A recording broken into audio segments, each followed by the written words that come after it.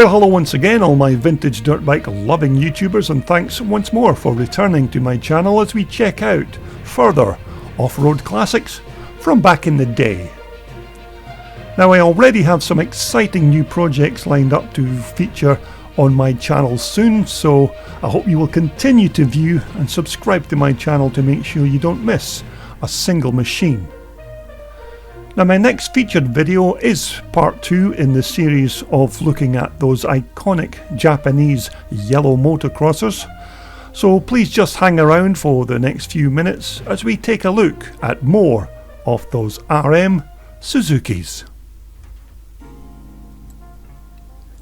Now, this first bike is of course not a fully blown RM, but is actually a PE 175 Enduro bike, although much of this bike is still basically an RM with a bigger fuel tank and a full lighting kit. Now, this bike was actually advertised for sale at the Classic Dirt Bike Motorcycle Show in Telford in 2019, and shortly we'll take a look at a few of the other nice RMs that were on display in the main hall. But this bike was causing quite a lot of attention on the day, and there were a lot of potential buyers hovering around, although I'm not sure if it was actually sold on the day. Now, the bike was actually in very good condition, although maybe not fully original, as it had different bars and a couple of other non-original parts. But if you were in the market for a nice classic enduro bike, then this would make quite a decent weekend racer. Now, I'm not sure exactly what kind of money the buyer was looking for this bike on the day, because there was no price tag on the machine, although I'm pretty sure that it wouldn't be cheap, as these PE Suzukis are becoming very collectible. And of course, back in the day you could buy these Suzuki PEs from a 175cc motor right up to its bigger brother, the big 400 PE. Okay, back into the main hall at Telford to take a look at this lovely RM 465, which is just a very nice restoration. Now, I don't have any details as to who restored the bike, but they've done a superb job on what I think is a 1981 model. Now, these RMs were renowned for their excellent suspension at the front with these telescopic forks, and of course they had Suzuki's full floater rear suspension, which is still regarded as one of the best motocross suspensions of its time. Now, also spotted at this same show was this gorgeous RM 500 race bike, which was actually ridden by none other than Belgian racing legend Werner de Witt at the world famous Vets MXD Nations event at Farley Castle some years back. Now, you can almost rest assured that this particular RM 500 will have been fitted with the trickiest Suzuki parts available, and if, like me, you were lucky enough to see this machine in action on the track, then you'll know how quick this bike was with Werner in the pilot's seat. Now, Werner was actually at this show on the day and had a couple of these Suzukis on display, and he was also selling some nice Suzuki parts to the motocross public, in between of course posing for pictures and signing autographs and such. Although, as you would expect, this machine is not your standard run-of-the-mill RM 500, as it's fitted with some nice upgrades as opposed to a normal 500cc bike, but nevertheless it certainly looks the goods, and as a twin shock RM 500 goes, they don't come much better looking than this bike of Werner de Witt's. And nevertheless, this 500 motor is surely a thing of beauty and a bit of a brute of a power plant. Now, I'm not aware of what's been done to to the engine, but you can almost bet that whatever Werner's done to it, it will be to increase the power of what was already a relatively fast engine in its standard trim. Now, an alloy fuel tank on this bike with those billet alloy triple clamps and a set of bar risers. That famous number 12 Werner de Witt race number, of course, and the highly tuned front suspension, which were of course the backbone of these big 500 twin shockers. I mean, it was okay to have a good powerful motor in these bikes, but if you didn't have the suspension to support it on the front and the rear, then it became a bit of a pointless exercise really. But nevertheless, it's still a stunning looking RM 500, and it's not just a nice looking show bike, but this is still a very quick and of course a race winning tool with Werner in the saddle. Now, that second RM 500 next to Werner's bike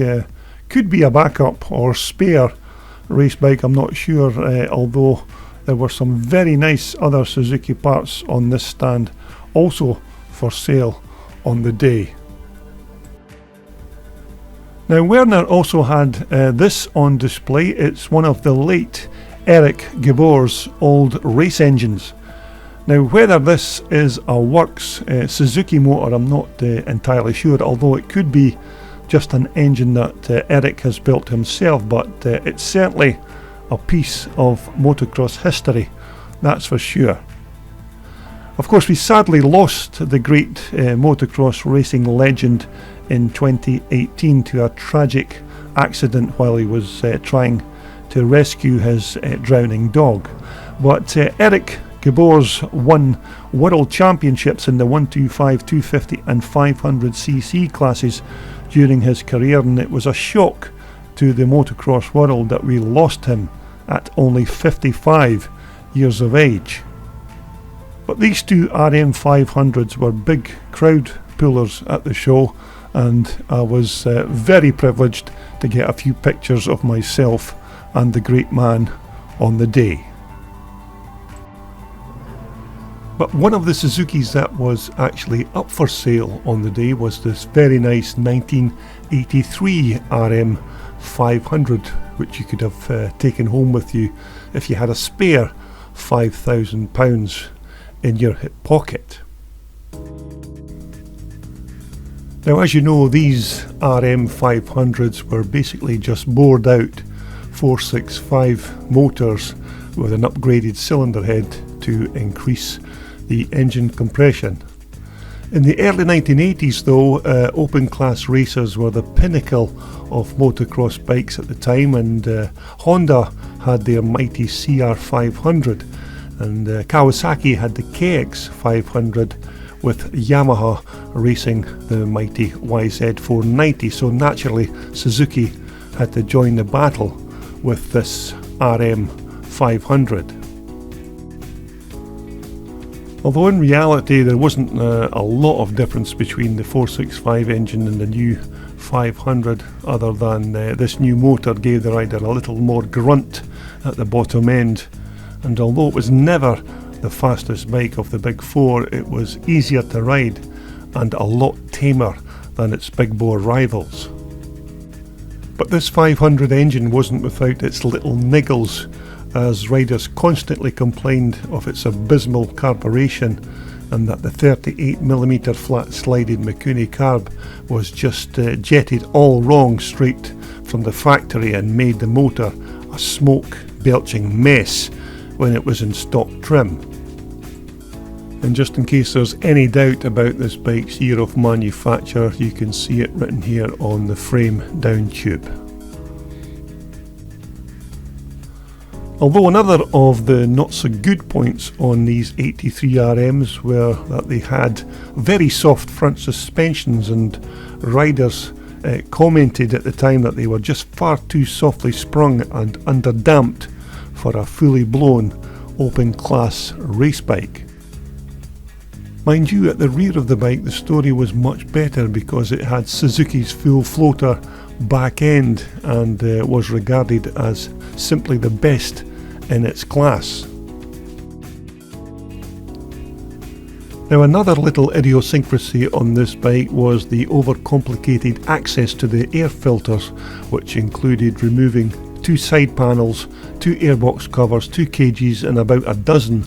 assorted screws and bolts, which were all different sizes and types, and some would say that you could remove the engine on this bike quicker than it took you to change or service the air filters. But despite these not so good design features, the 83 RM 500 was still a decent open class race bike because these big 500 Suzukis were never about arm wrenching horsepower and out grunt.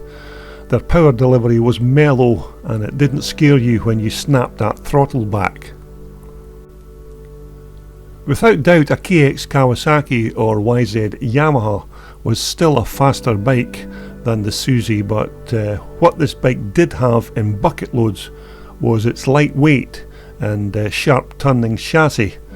and of course the best rear suspension system of its generation. Naturally, if you did buy one of these brand new back in 1983, you would have to immediately tend to the carburation and maybe do something to stiffen up that soft front end, but once you had all this sorted, you were then ready to take on the open class competition.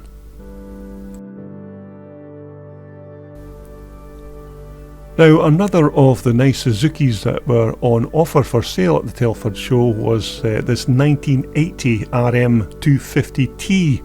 twin shocker. Now, this bike was offered for sale at just £3,900 and looked in good original condition for its year, and of course these 1980 RMs were the very last of the Suzuki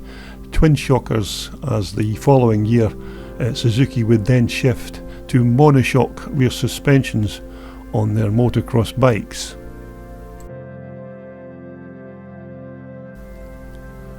But this is another good example of one of these later RM 250s, and despite this bike having had a change of wheels on both the front and the rear, it was still nevertheless a decent looking little Suzuki. A single cylinder 2-stroke motor, of course, with a reed valve induction system using a Mikuni carburetor.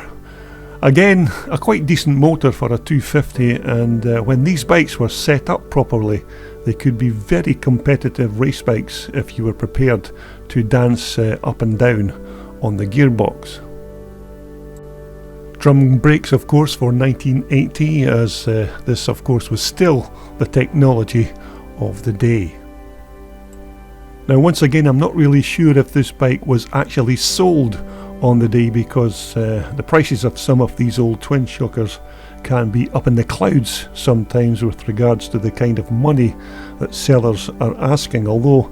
if you have a particularly rare or interesting machine, then it still amazes me sometimes just how generous some people are with their cash if they see a bike that just has the right look. Although nevertheless a nice looking bike despite those different wheels, and I suppose as this was one of the last of the Suzuki motocross twin shockers, there will be a certain rarity and novelty attached to it, but whether it's worth the near £4,000 price tag, I'm not really sure. Okay, we're back outside once again to the rich green pastures of Drumlandrig Castle near Thornhill in Dumfries to take a look at Philip Whitham's very nice RM 400 Suzuki. Now, this nice RM 400 is just one of the bikes in Philip's off-road collection, and this particular example is a very clean looking twin shock racer which appears to have all the proper parts fitted on it, despite an upgraded D and G expansion chamber and tailpipe, and of course the front gaiters on the forks appear to be missing. But these 400 RM motors back in their day were reasonably quick and quite reliable, although maybe not the fastest for their class, but they were decent handling bikes in the chassis department and were very flickable. Now you can see here that Philip has fitted this very good quality exhaust from D&G, which is basically a straightforward bolt-on replacement for the Suzuki original, which was slightly heavier than this new upgraded pipe.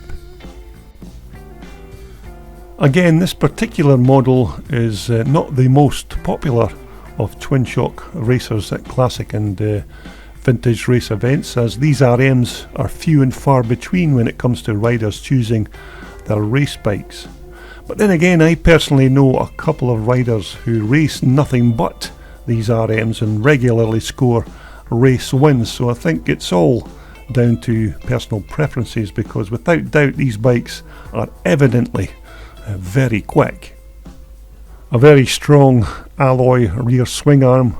on these 400s, and again Suzuki's rear drum brake, which was not great, but this was the technology of its time. Now Philip has also upgraded the rear end of his bike by bolting on a pair of these very high quality Öhlins piggyback shocks, which will almost certainly perform much better than the Suzuki originals. Mind you, as off-road racers go, these Suzuki twin shockers certainly have that look,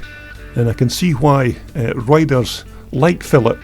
and even the likes of top Suzuki twin shock racers, including Chris Cannon and many others, race these RMs and continue to achieve good results from year to year. Okay, next up, our next RM Suzuki in this part 2 video is what I'm sure is another 1980 RM 250. Now this is a bike that I know nothing about really, other than it was filmed at a Scottish classic event at Whitekirk near Edinburgh in October of 2017.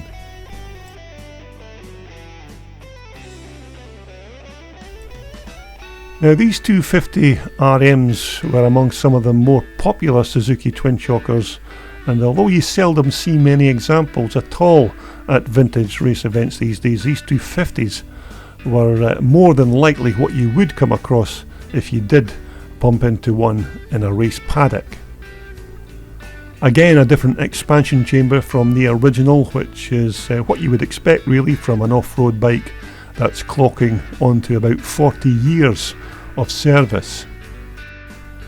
These 1980 250s had a decent set of front forks for a 250. Now they were maybe not the best available of their time, but they were more than adequate for your average club rider. Now don't get me wrong here, these 1980 RM 250s were still great little race bikes, and it's thanks to this owner and even the likes of Suzuki racers like Chris Cannon who keep these bikes racing on the track, in order that we can all see just how good these bikes were back in the day.